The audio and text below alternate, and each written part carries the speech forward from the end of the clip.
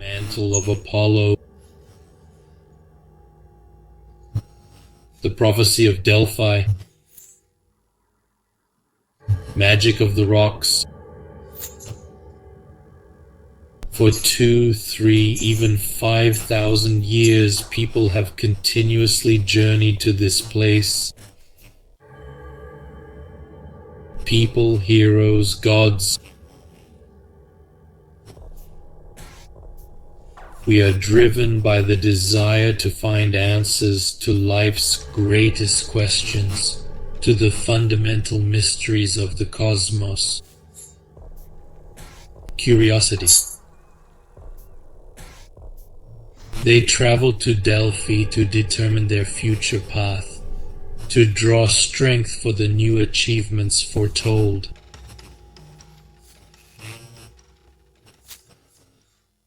By the oracle, overcoming a difficult, perilous multi-day journey, they arrived at the threshold of the mystical, at the entrance to the inner sanctum of Apollo's temple, where the most piercing prophecy was pronounced.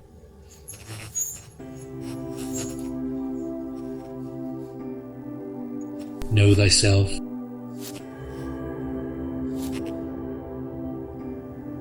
And nothing in excess.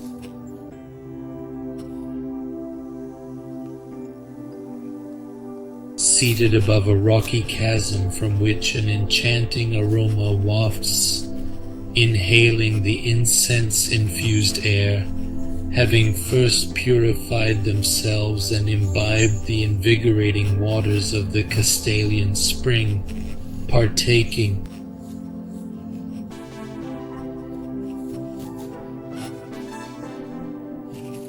the experienced priestess, in an ecstasy of intoxication from communing with the higher powers and the gods themselves, cries out rhythmic poetic phrases in response to our inquiries, as a special cast of interpreters listens attentively.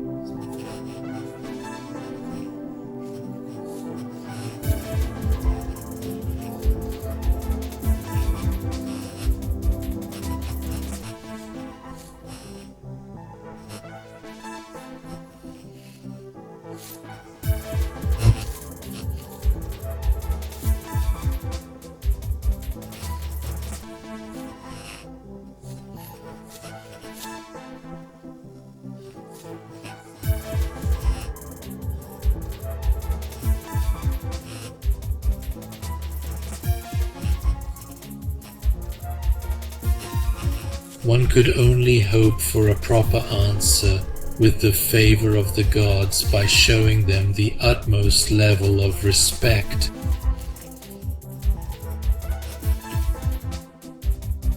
The strict procedure required payment, sacrifices and rituals, including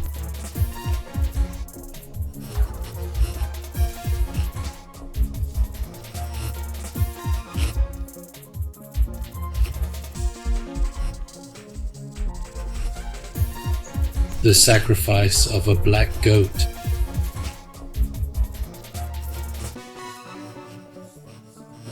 the animal would be sprinkled with water from the same costal spring, which still flows near the entrance to the sacred site.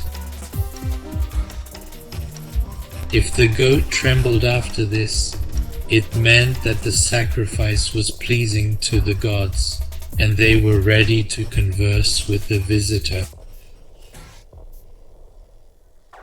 However, if the goat appeared indifferent and calm, then the day was considered unfavorable for forecasts and predictions.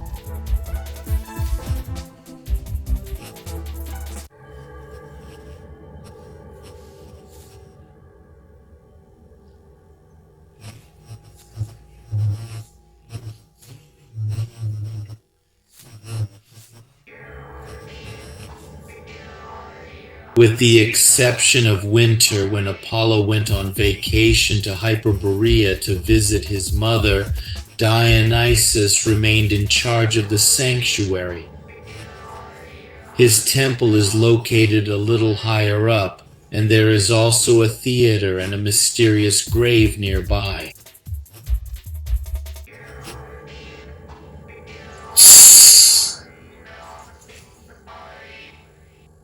In short, Dionysus does not handle matters of prophecy and predictions. If the sacrificial goat showed signs of sensing its impending death, such as trembling or trying to kick, the day would be declared open. The animal would be sacrificed right there on the large altar in front of the entrance, but outside the temple.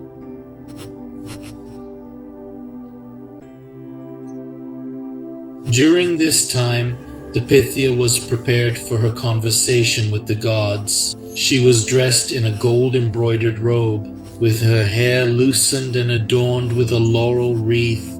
She walked in a slight hypnotic state to the temple, where Apollo would dictate to her the will of Zeus, the Almighty and All-Powerful.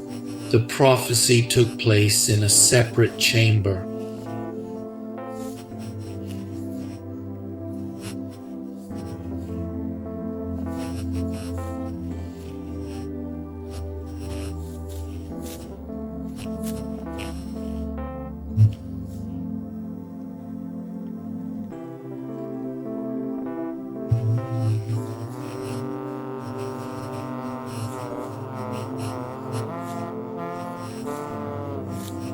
The Delphic sanctuary is situated along some of the most geologically active fault lines in Greece, where the most destructive earthquakes have occurred in the last few centuries. It turns out that giant cracks are creeping up on the sanctuary from both the west and the east. The central temple of the god Apollo stands literally on a vertical flow of ecstatic gases gushing out of the grotto at the base of the structure.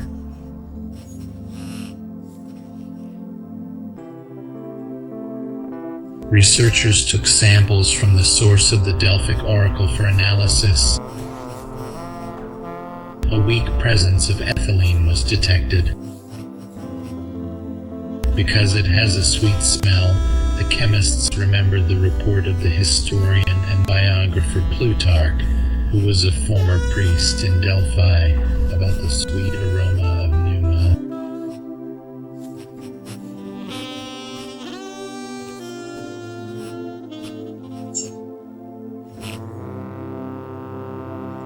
In the 1920s, physician and chemist Isabella Help conducted experiments with anesthetic substances.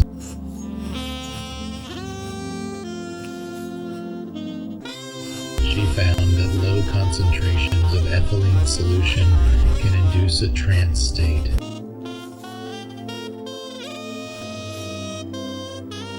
Toxicologist Henry Spiller emphasized the remarkable similarity between the sensations from inhaling ethylene and those from inhaling pneuma, as described in various historical works.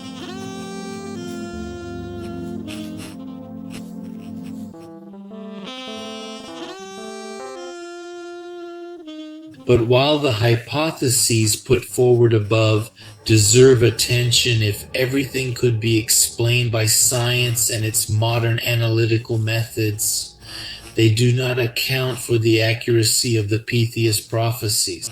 They do not explain how, even in prehistoric times, ancient people were able to discover and unerringly determine the point of power where they should establish an oracle, as if they sensed a portal for direct communication with mystical higher powers.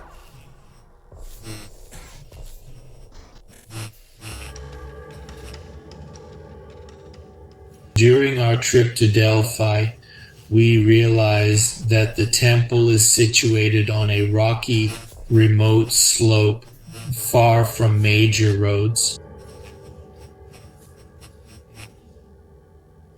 Only modern technology allowed for the construction of a convenient highway here. The ancient mountain paths were too narrow for a peaceful journey, not even for Oedipus and his father Laius. Why is the temple of the goddess Gaia located here?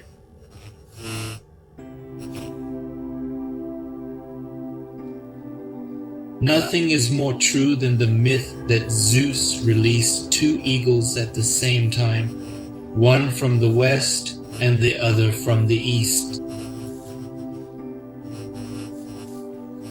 They met in Delphi, which answered our question as to why it is located here.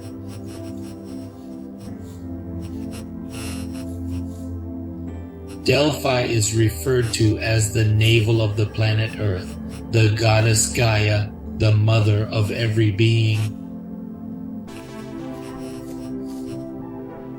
We see a stone symbolizing this, the omphalos, the navel. Touching it is believed to awaken our body's hidden creative capabilities, akin to harnessing the energy of an ancient hard drive.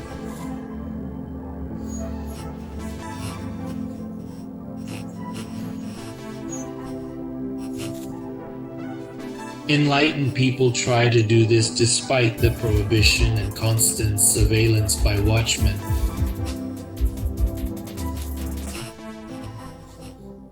The gods. This sacred place has been active since time immemorial. Initially, it belonged to the first generation of gods, more precisely to the earth goddess herself, to Gaia, the longest-lived original keeper of knowledge.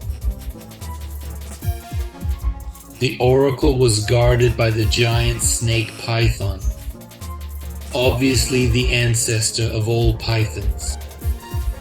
Homer reports that the radiant god Apollo, with his first shots as if he were Clint Eastwood, overcame the monster with his silver unfailing arrows and took Delphi under his protection.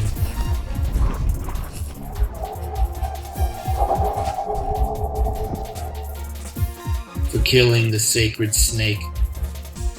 Apollo was meant to live 8 years as a simple mortal, a shepherd in the Tembe region, to experience the fate of a fallen angel.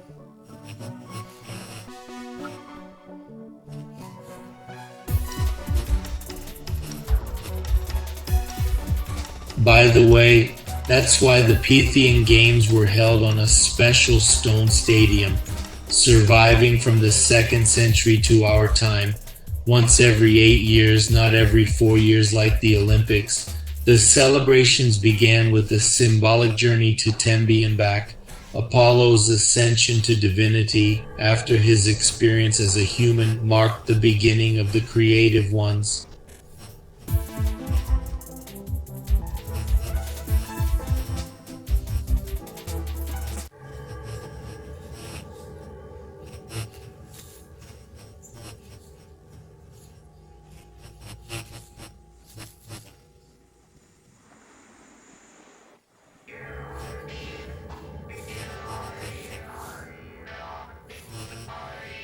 Apollo, Artemis, Dionysus, and Pan. The muses, glancing from neighboring Helicon, frolic on Parnassus. On its southern slope is the oracle.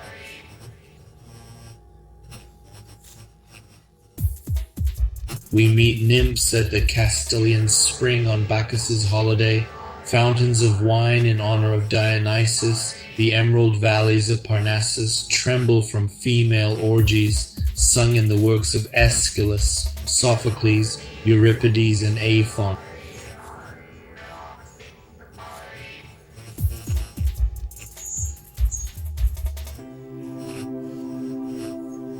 Xenocles the Elder, Cleophon, Accius, and many others, like Pastanatus, circulated the gift of friends and goods and returned the whole world as a gift in his chariot.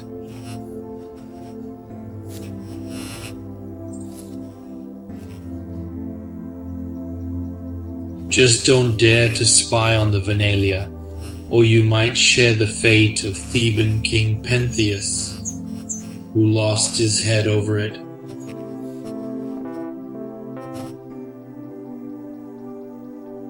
When traveling to Delphi, we always bring a bottle to collect unusual water. After drinking it, an unknown English mod, a young rake, transformed. Seeking adventure in the mysterious, brigand-occupied Greece, he became an aristocrat, Lord George Gordon Noel, Baron Byron, a world-famous romantic poet, and dandy.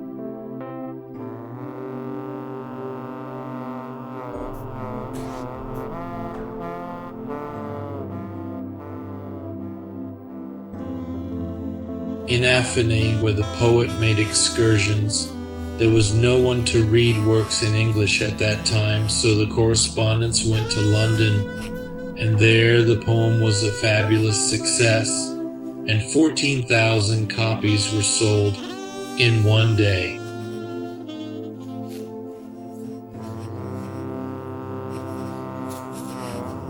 Every pilgrim to Delphi has a chance to repeat Byron's success.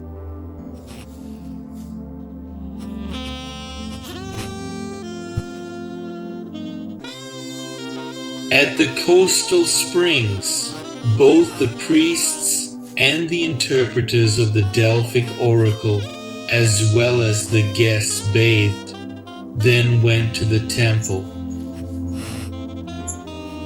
Here at Apollo's temple, the one inquiring had to make another sacrifice, a simple cake, but it was very expensive.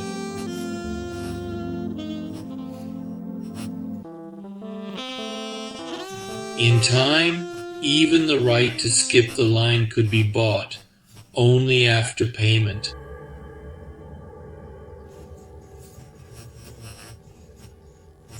They were admitted to a dusky reception room where they were met with astonishing, enchanting aromas right from the doorstep.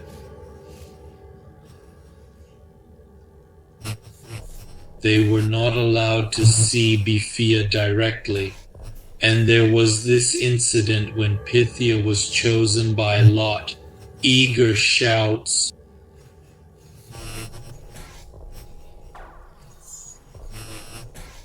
not experienced ladies, but a certain pilgrim who was carried away by cries of ecstasy, tried to possess the beauty. Since then, several precautionary measures have been introduced, including age and distance.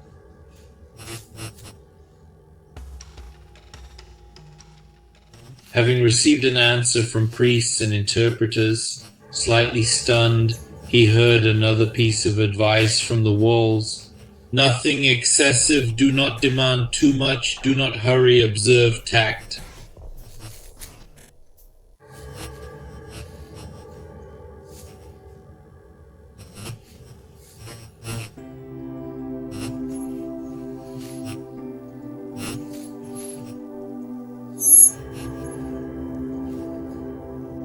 Stick to the middle way.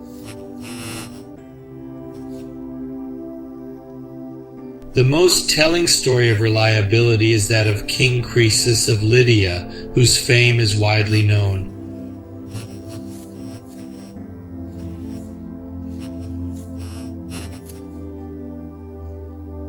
Definition of very rich people. king of Lydia, a country in Asia Minor, who ruled in the 6th century BC with its capital in Sardis, was alarmed by the rise of their neighboring state, Persia. Cyrus, son of Cambyses, king of these restless neighbors, began expanding the size of his future empire at the expense of nearby territories. Croesus realized the importance of making the right choice.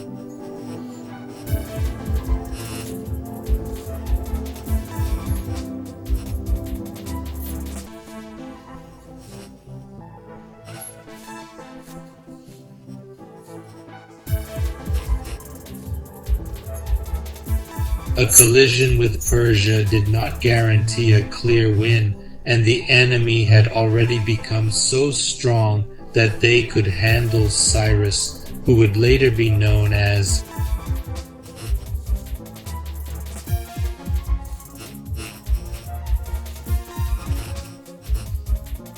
the shadows of uncertainty were stirring his soul.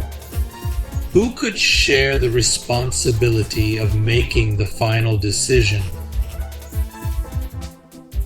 Turning to an oracle might help, Croesus decided, but which oracle is respected and yields the most accurate predictions?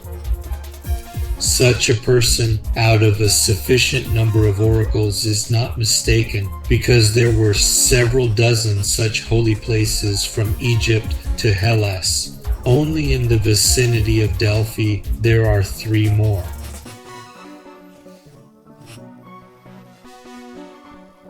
Croesus had a lot of funds, so he allowed himself to carry out detailed ones. Experiment to identify the most truthful oracle, and gave the order to send an embassy to each of the known. Everyone was given a task. On the 100th day after leaving Sart, the ambassadors were obliged to ask one the same question: what is the Tsar doing now?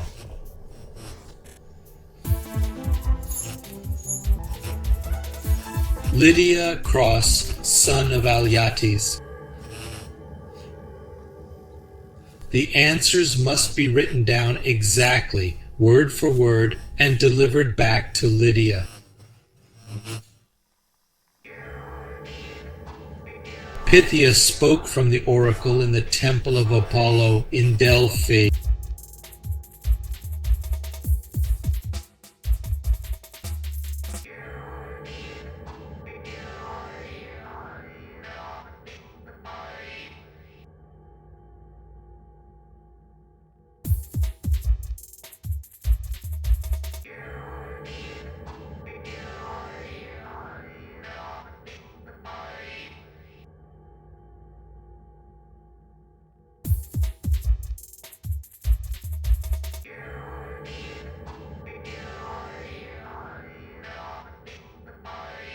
Stretched out over her and covered with a copper robe.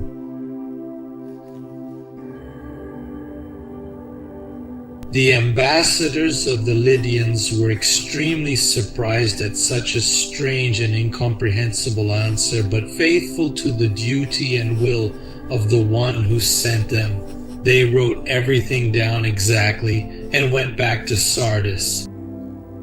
The cross is patient. I waited for all the answers to arrive. Finally, messengers came from the farthest corner.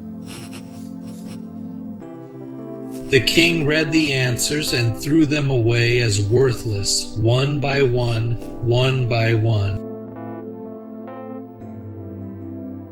Suddenly his attention was caught. He jumped up as if burned. Large beads of sweat appeared on his face, a sign of intense excitement.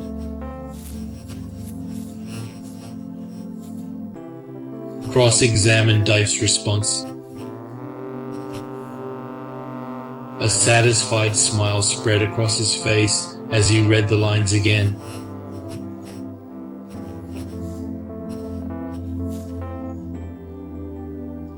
What did the king do on the 100th day after the delegation departed with Caracal?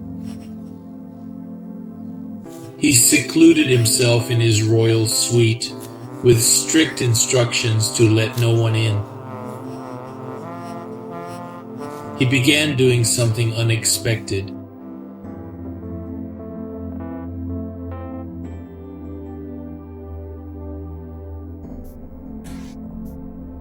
He placed a copper pot on the stove, and when the water boiled, he put in turtle meat and chopped lamb, covering the pot with a copper lid.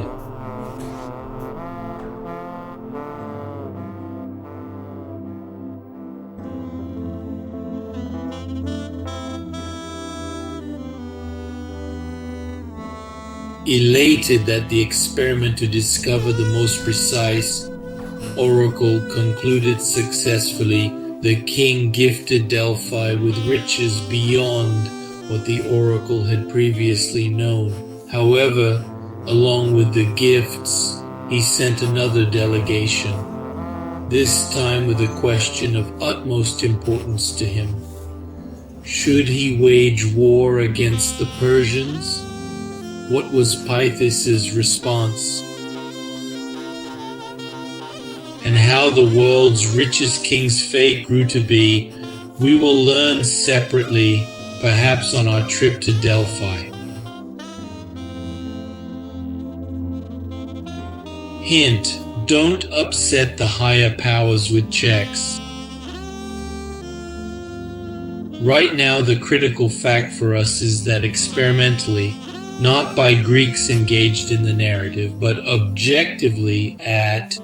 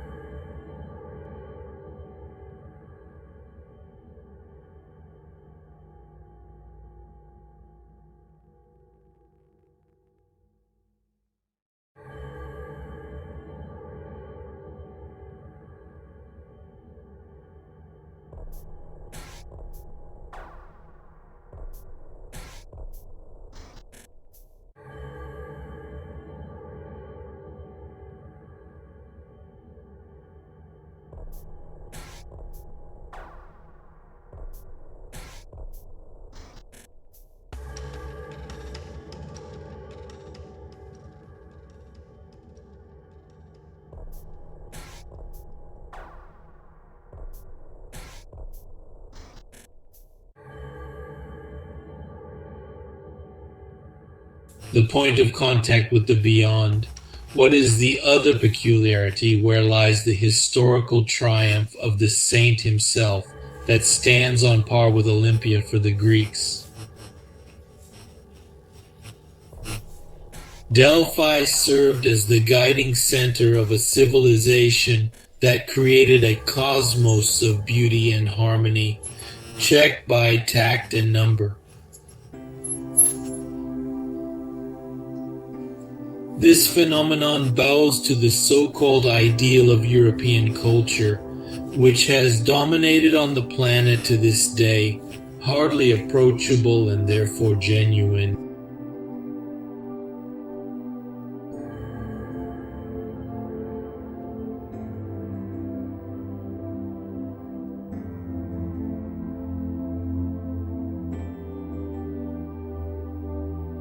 Two essential commandments. We're still trying to know ourselves and seek to stick to a measure. That is, we're on the trajectory that leads to Delphi.